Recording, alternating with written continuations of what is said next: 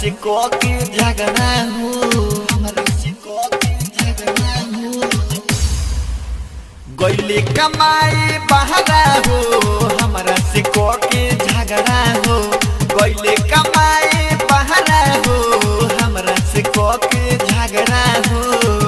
सगर कमाई भीतरी ढूक गइल भौजी रे, त हमारा भतरू के महीना जब की रुक गइल भौजी रे, त हमारा भतरू के महीना अब की रुक गइल भौजी रे।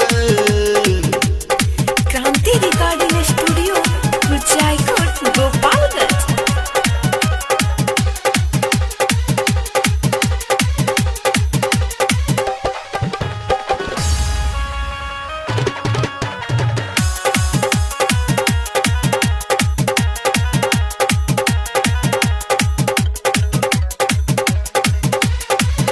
मन लेना बतिया राजा चल गइले पूना, पैसा के बिना भइल बाट दुख दूना, बाट दुख दूना।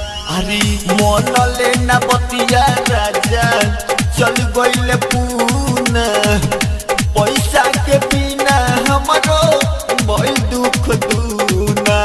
कैसे बताई बतिया हो, पटल काटा तना रतिया हो। भइल रहे गरमी पसीना सूख गइल भौजी रे, त हमारा भतरू के महीना अब की रुक गइल भौजी रे, त हमारा पियरू के सैलरी अब की रुक गइल भौजी।